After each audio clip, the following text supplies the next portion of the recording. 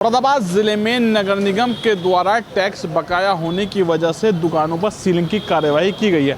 लगभग इस तरीके की 15 दुकानें ऐसी हैं जिसमें लोगों के सामने, यहाँ के व्यापारियों के सामने कई समस्याएं खड़ी हो गई हैं। नगर निगम के द्वारा टैक्स बकाया को लेकर ये तमाम सीलिंग की कार्यवाही की गई थी। यहाँ के स्थानीय लोग और व्यापारियों के सामने कई सारी समस्याएं खड़ी हो गई। सीधा लोगों से बात करेंगे। क्या नाम है आपका? मोहम्मद शरीफ साहब, क्या कुछ समस्याएं हैं, किस वजह से आपकी तमाम लोगों की दुकानें बंद हैं? समस्या ये है कि हमारी दुकानें 29 तारीख को सेल हुई थी, लिहाजा अब हमारी कल मीटिंग हुई थी थाने पे, तो उन्होंने हमें मुगलपुरा थाने इंचार्ज जो है उन्होंने आश्वासन दिया है कि भाई आपको जो है हम जल्दी इस काम को करा करके देंगे। तो क्या कुछ वजह थी किस लिए इस तमाम सीलिंग की कार्यवाही हुई है? क्या समस्या रही है?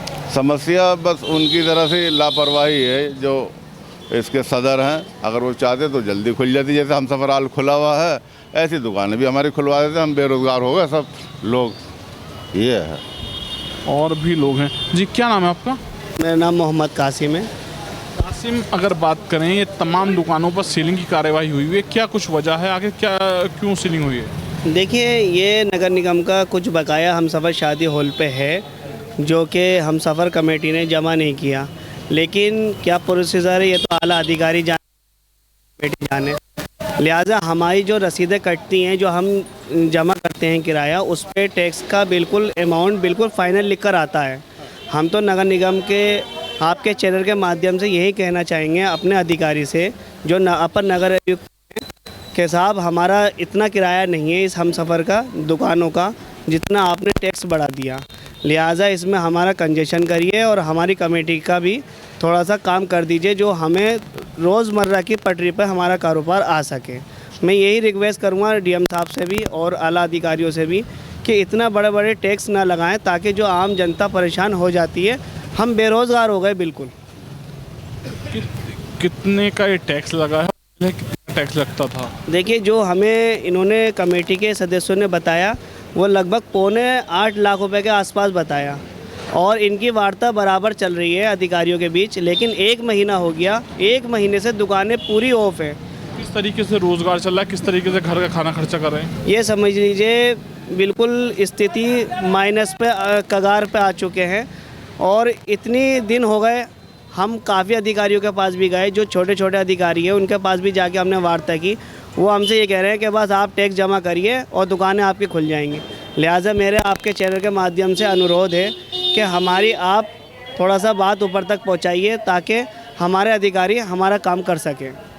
जी, क्या नाम है आपका? मेरा नाम मोहम्मद हसनैन आलम है। हसनैन साहब, क्या कुछ ने तकरीबन सीलिंग 1 दर्जन से ज़्यादा दुकानों पर सीलिंग की कार्यवाही हुई, क्या कुछ बात हुई कमेटी? मेरी जो है कमेटी से के थ्रू बात हुई थी, तो ये बोल रहे थे कि बस हम 2 दिन में खुलवा देंगे, 4 दिन में खुलवा देंगे, बस यही हमें आश्वासन दिया जा रहा है, लेकिन किसी भी तरीके की कार्रवाई नहीं हो रही। आज जो है तकरीबन 27वां दिन है दुकान बंद हुए हुए। सब दुकानों पे सबसे सील लगी हुई है, आप देख सकते हैं, जिसमें मेरी 14 नंबर की दुकान मेरे पास भी है और सील सभी जगह लगी थी। लेकिन जो है हमारे शहर इमाम साहब है, उन्होंने इसकी सिर्फ हम सफ़र शादी हॉल की, जो शादी हॉल जिसमें प्रोग्राम होते हैं उसकी सील खुलवा दी थी और बाकी सब दुकानदार जो 15 दुकानदार हैं उनकी किसी की सील नहीं खुलवाई। मेरी ये बात समझ में नहीं आ रही है कि जब सील पूरे जितना भी पूरी की पूरी बिल्डिंग है, जब पे पूरा का पूरे पे सील लगी हुई है तो शादी हॉल क्यों खुला हुआ है? बस सिर्फ मेरा यही कहना है कि हम दुकानदारों का सिर्फ शोषण किया जा रहा है और जो है परेशान किया जा रहा है हम दुकानदारों को। और हमारी यही रिक्वेस्ट है बस ये दुकानें खुलवा दी जाए, क्योंकि हम 27 दिन से हमारा कोई कारोबार नहीं हुआ। और आपको पता ही अप्रैल के महीने बच्चों की फ़ीस है, ट्यूशन फ़ीस है, सब चीज़ों को लिया जाता है, कितना खर्चा होता है अप्रैल के महीने में। लेकिन यही महीना हमारा ऐसा होता है, इसी के अंदर सारा सब दुकानदार परेशान हैं, हम लोग सारे सब। जी, और भी लोग हैं जी। क्या कुछ मांग रहेगी आपकी कमेटी से और एडमिनिस्ट्रेशन? मांग नहीं है ना, हम कोई दबाना चाहते हैं। हम तो सिर्फ ये चाहते हैं कि हम मजदूर आदमी हैं, हमारी दुकानें खुल जाएं, बस। हम इसके अलावा कुछ नहीं चाहते। भैया हमें तसल्ली दिए जा रहे हैं और तसल्ली से कोई फ़ायदा नहीं पहुंच रहा। पेट को रोटी चाहिए और रोटी जब नहीं मिलेगी हमें तो हम कहाँ जाएंगे? चोरी डकैती होगी और क्या होगा भाई? जब पूरे शहर के तुम कारोबार इतना वो कर दोगे और हाउस टैक्स लगा दोगे तो फिर चोरी डकैती बढ़ जाएंगी, मजदूरी दुकानें तो ख़त्म हो जाएंगी सब, और सब ये उस पर आ जाएंगे। तो ये कई लोगों के सामने परेशानी है, किस तरीके से समस्याओं का समाधान?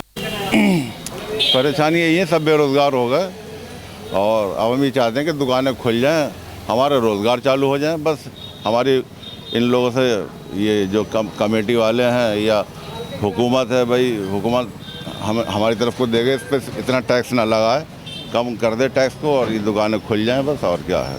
कमेटी की ओर से क्या कुछ आश्वासन दिया गया? आप लोग कमेटी के संपर्क में हैं, एडमिनिस्ट्रेशन के संपर्क में हैं? जी, कमेटी के साथ तो ये दिया गया, हमें थाने बुलाया गया और उसके बाद हमें आश्वासन दिया गया कि हम 2-3 दिन में खुलवा देंगे दुकानें। लेकिन उनका ये कहना है, कम से कम आज 25-26 दिन हो गए, वो यही कह देते हैं कि हम डीएम साहब के पास हैं, फला जगह है। मतलब हमें कोई ऐसी मुतमईन वाली बात नहीं मिल रही कि हमारी दुकानें खुल जाएँ। और हम तो इसी दुकान पर मतलब एतमाद हैं कि हम रोज़ी रोटी से बिल्कुल बैठे पड़े हैं। जी हाँ, ज़्यादा परेशानी है, बीवी बच्चे हमारे भूखे मर रहे हैं, समझ लीजिए आप। क्योंकि हमारा जो है इसी से दुकान से ही मसला है। किस चीज़, किन चीज़ों की दुकान है? जी, मेरी तो किराने की दुकान है, चावल वगैरह बेचता हूँ मैं। और इनकी ये पापों की दुकान है, ये डॉक्टर साहब हैं, ये मोटर मैकेनिक हैं, इस सारे लोग, ये मोबाइल वाले हैं, इनकी भी दुकान मोबाइल की है। हम लोग समझ लिए बहुत ज़्यादा परेशान हो गए। हमारी दुकानें जल्द से जल्द खुलवाई जाएँ और टैक्स कम से कम लगाकर इसको खुलवाया जाए। स्थानीय पार्षद भी हैं आप लोग, आपको चुना है यहाँ के लोगों ने, क्या किस तरीके से मध्यस्थता कराना है, किस तरीके से यहाँ के लोगों की समस्याओं के समाधान कराने के लिए आप काम कर रहे हैं? भाई ये लोग बेचारे 25 दिन से परेशान हैं और मैं इनके साथ 100% खड़ा हूँ और मेरी कमेटी से भी बात हुई है, कल भी मेरी वार्ता हुई है और अभी थोड़ी देर पहले 1 घंटे पहले मेरी डॉक्टर सादिक साहब हैं, उनसे बात हुई थी। उनका आज जो मंडल आयुक्त से मुलाकात का टाइम उन्होंने दिया है, वो शायद आज जाएंगे। इसी में हम लगे हुए हैं और प्रशासनिक अधिकारी के संपर्क में हूँ, उनसे बात चल रही है हमारी। अब हम इसमें ये करेंगे कि ये टोटल 40,000 रुपये साल का टैक्स लगाया था नगर निगम ने, आज इन्होंने 4.25 लाख रुपये कर दिया। कमेटी भी परेशान ये है कि 4.25 लाख रुपये, ये जो दुकानें हैं कि कोई 1,000 रुपये पे है, कोई 2,000 रुपये पे है, कोई 1,500 रुपये पे है। कभी कभी तो ये इतने गरीब लोग हैं, कभी कभी टाइम पे किराया भी नहीं दे पाते। अब इन्होंने जो इतना बहुत सारा टैक्स लगाया है, ये सिर्फ इस वजह से ही ये पेंडिंग में पड़ा हुआ मामला का। कमेटी ये चाह रही है 40,000 रुपये जैसे हम देते थे, तो 40 की जगह आप डबल कर लो, बहुत कर दो तो ट्रिपल कर लो। उसमें ही आप इन लोगों से बात करके इसका मामला कर लेंगे। अब ये मंडल आयुक्त जी से मुलाकात हो जाएगी और बाकी प्रशासनिक अधिकारियों से मैं भी संपर्क में हूँ और कोशिश कर आके उन्होंने मुझे भी जिम्मेदारी दी है कमेटी के लोगों कि आप अपने हिसाब से बात करके इस मामले को निपटाओ और मैं पूरी कोशिश में लगा हुआ हूँ उसमें।